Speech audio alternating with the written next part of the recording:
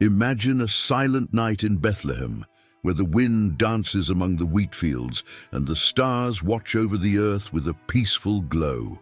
The town, small and almost unnoticed in the vast territory of Judah, is home to stories that change the fate of the world without anyone noticing at the time.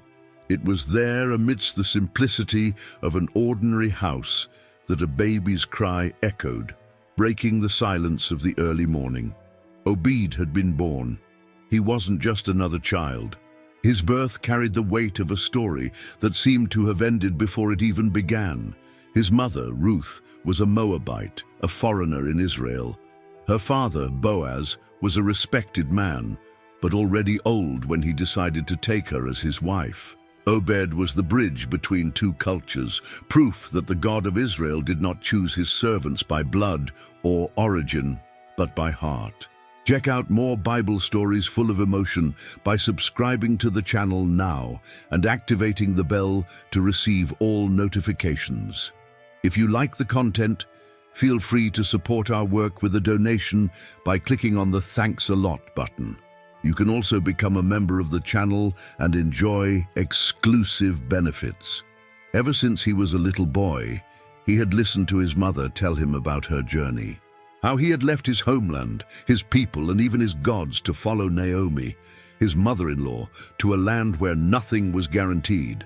How she had worked tirelessly in Boaz's fields, harvesting the leftover wheat to survive.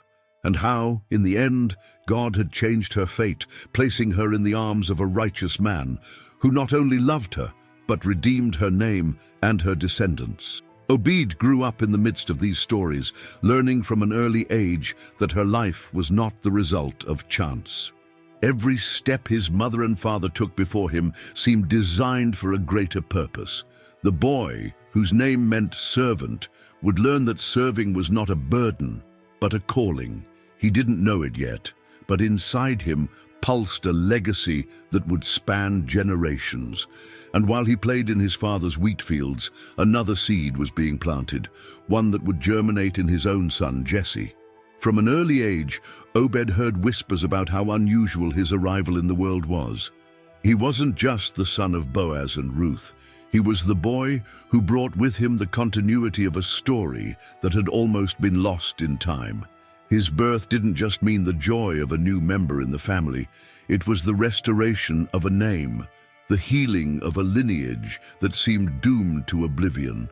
There was something sacred about that child, not because he was different from the others, but because his existence was a divine response.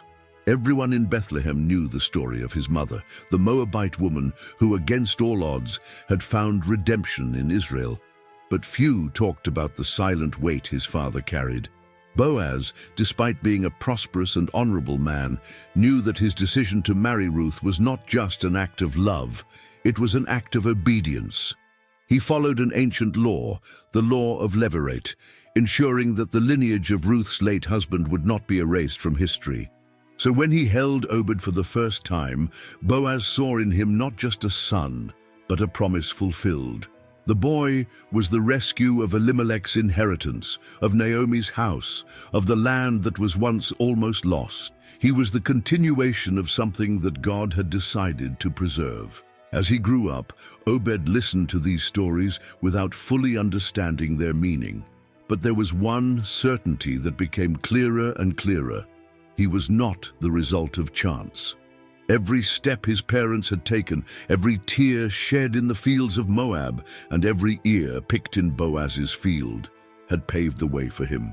And as the years went by, Obed not only grew in stature, but also in his understanding of who he was.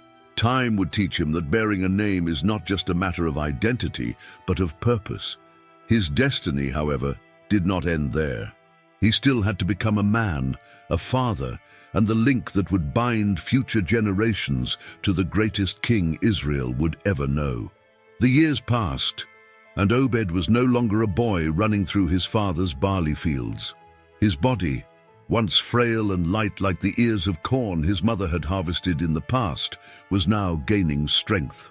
His hands, which used to play on the dirt floor of Boaz's house, were now learning the weight of work.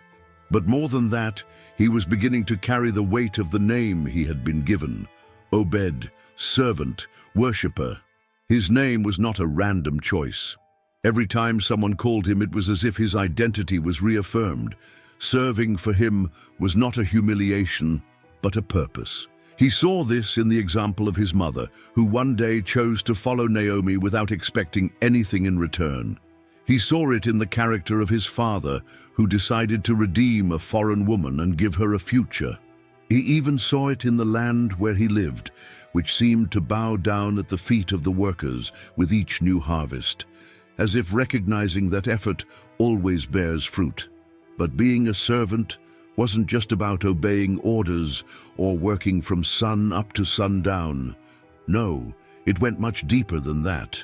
Obed began to realize that serving meant supporting something bigger than himself. It meant keeping alive a heritage, not just that of Boaz and Ruth, but that of an entire people. It meant remembering that his life was part of a story that was being written long before his first cry.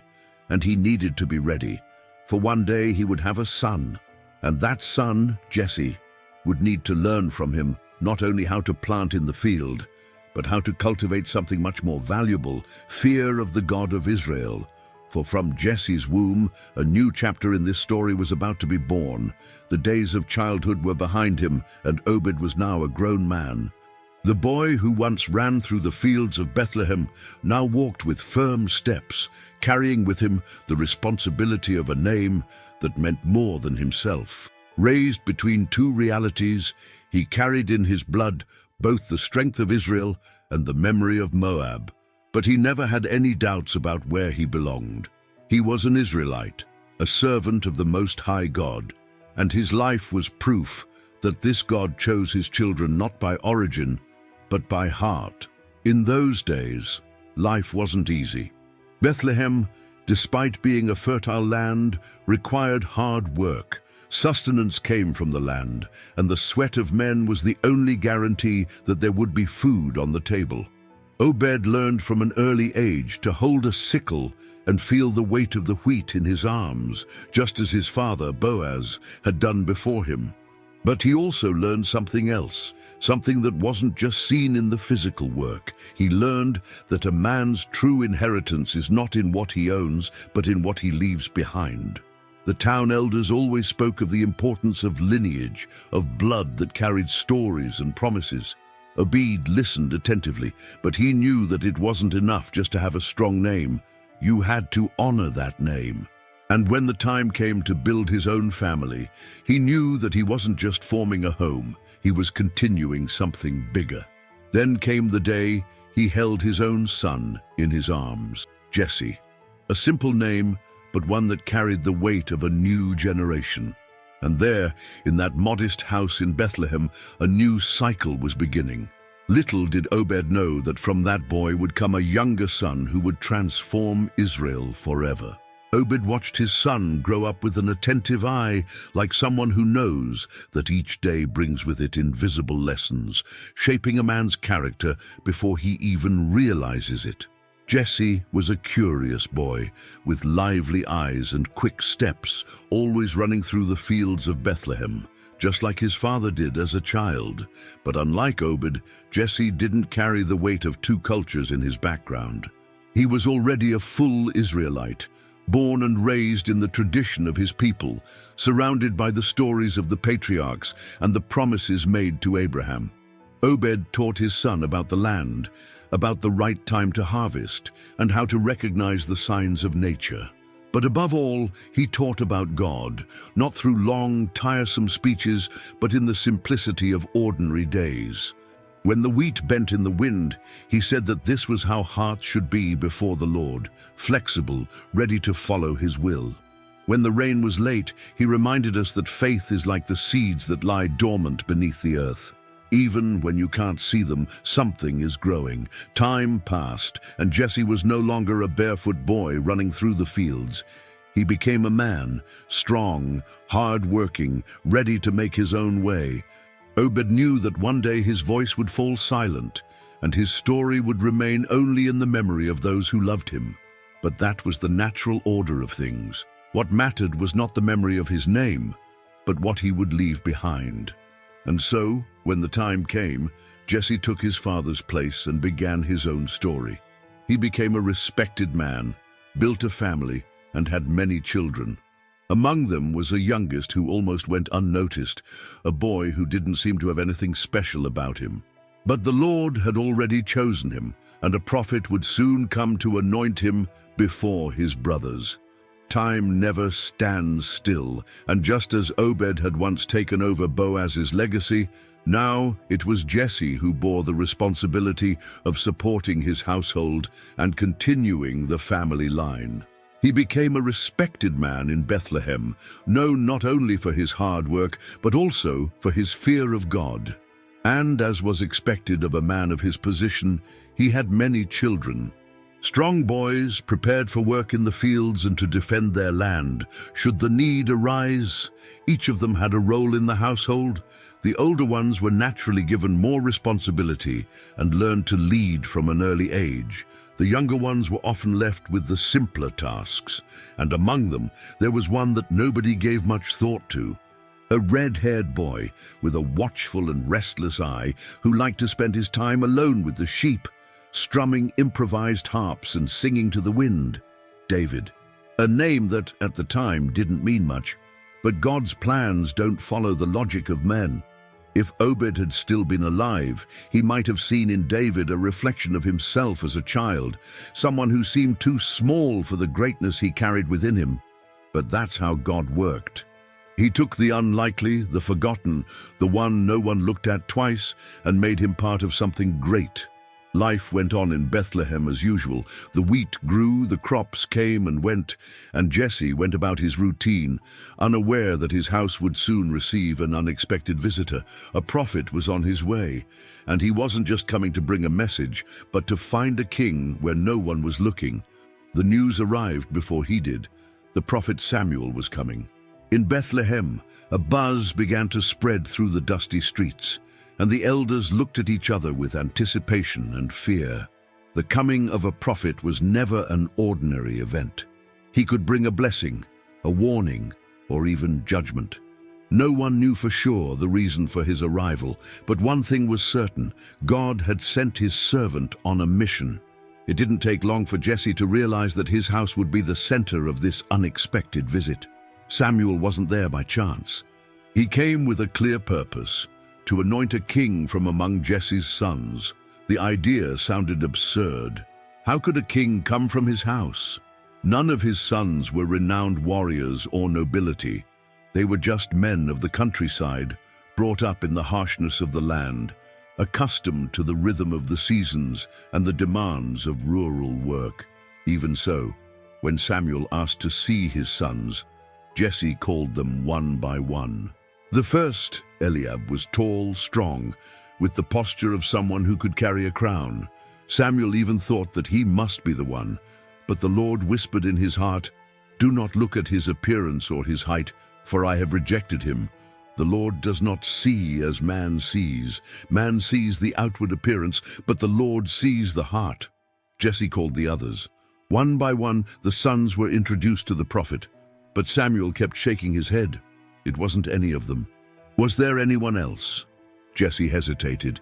Yes, there was, the youngest, but he was in the field looking after the sheep. He wasn't important enough to be there. Samuel asked for him. David came running, his feet dirty with dust, his hands still smelling of the field, his hair disheveled by the wind that blew between the hills of Bethlehem. He had no idea what was going on. He only knew that he had been called urgently, and when he entered the house, all eyes turned to him. The prophet Samuel watched him in silence for a moment, and then God spoke to his heart. It was him, the little one, the forgotten one, the sheep herder. The Lord had chosen him to be king over Israel. Without ceremony, Samuel took the horn of oil and right there in front of his brothers, poured the oil over David's head. The anointing dripped slowly, mixing with the sweat of the boy who, until a few minutes before, had been in the field, unaware that God had already set him apart for a destiny far greater than anyone could have foreseen. The brothers watched in silence, not understanding. Jesse, the father, looked at his youngest son as if he were seeing him for the first time. How could this be? Had the Lord ignored the eldest, the strongest, and chosen just that one? But the truth was that God never looked at appearance. Since ancient times, he had chosen the unlikely to fulfill his purposes. No one knew what was going on in David's mind. Perhaps he was still trying to understand the weight of that moment, but something inside him had changed. The Spirit of the Lord came upon him with power, and the life he knew would never be the same again. Time passed, but nothing seemed to have changed. David was still the shepherd, still walking through the fields of Bethlehem, still sleeping under the stars as he watched over his family's flock. The anointing by the prophet Samuel was a remarkable moment, but no throne appeared before him. No crown was placed on his head. Life went on as usual, as if nothing had happened, but God was already moving the pieces. Far away in the palace, King Saul could no longer find peace. The man who had once been anointed king of Israel was now tormented by an evil spirit that made him restless, troubled, and unable to rest. The king's advisors knew that the only thing that could calm him down was music, and they needed to find someone who could play well, someone who could bring relief to the king's soul. It was then that someone mentioned a young man from Bethlehem, a shepherd, but not just any shepherd. A young man who was skilled with the harp, brave, strong, and above all, someone who carried the presence of the Lord with him. The king didn't think twice. He sent for him. David was in the field when he received the news. To be called to the king's palace? He couldn't refuse. He picked up his harp, put on his simple clothes, and set off, unaware that this step would change the course of his story forever. When he arrived in front of Saul and played his music, the king felt something different. The heaviness in his mind lessened, the turmoil inside him quietened. For the first time in a long time, he found rest. David stayed in the palace, serving the king, playing for him whenever the storm returned. But he wasn't king yet. He wasn't yet seen as someone important. To everyone there, he was just a musician, a servant in the service of the palace. The battlefield was gripped by fear. The army of Israel, men trained to fight, cowered before the shadow of a giant. Goliath, the Philistine nearly 3 meters tall, challenged every man in Israel day after day to face him, but no one dared to stand against him. King Saul, who was no longer the same as in the days of his anointing, saw his army paralyzed, while Goliath's defiance echoed through the valley. It was into this scenario that David arrived, not as a warrior, not as a leader, but as a simple messenger sent by his father to bring food to his brothers on the battlefield. He didn't expect to see the fear in the soldiers' eyes or to hear the giant's challenge, but something ignited inside him. How could they allow that Philistine to mock the army of the living God? He couldn't understand how those strong, armed and trained men could be so hesitant in the face of an enemy who, to him, was nothing more than an obstacle in the face of God's greatness. David's words spread quickly among the soldiers until they reached Saul's ears. The young man was summoned to the king's presence and, without hesitation, offered to fight. Saul looked at him and saw only a boy. How could he defeat a giant when not even the best warriors in Israel dared to try? But David knew something that no one else there seemed to remember. He wouldn't fight alone. With a sling and 5 stones in his saddlebag, David went down into the valley. The giant laughed, but one sure blow brought down Goliath in front of everyone. Victory belonged to the Lord. And so the sheepherder became Israel's hero. But this story began long before him. It began with a man called Obed, the son of Ruth and Boaz, who was never a king, never led armies, never won battles with a sword, but by serving, he sustained a lineage that would change the destiny of an entire people. And from then on, his story would continue to be told, until the day came when another king from the same lineage would come into the world to win the greatest battle of all. Obed's story could have been forgotten, like so many other simple lives that have gone unnoticed over time. He didn't conquer kingdoms, perform miracles, or lead armies. His name is not remembered for great deeds, but without him, Israel's history would have taken a different course. Without Obed, there would have been no Jesse. Without Jesse, there would have been no David. And without David, the lineage that would bring the Messiah into the world would have been lost. Obed never sought greatness. He just lived. He worked, took care of the land, raised his children, taught them in the way of the Lord. He was an ordinary man who did what he could, without knowing that his name would be forever marked in the scriptures. But perhaps that's exactly what makes his story so powerful, because the vast majority of people are not born to be kings, prophets, or warriors. Most of us are destined to be like Obed, those who serve, who build, who support the foundations for something greater to happen at the right time.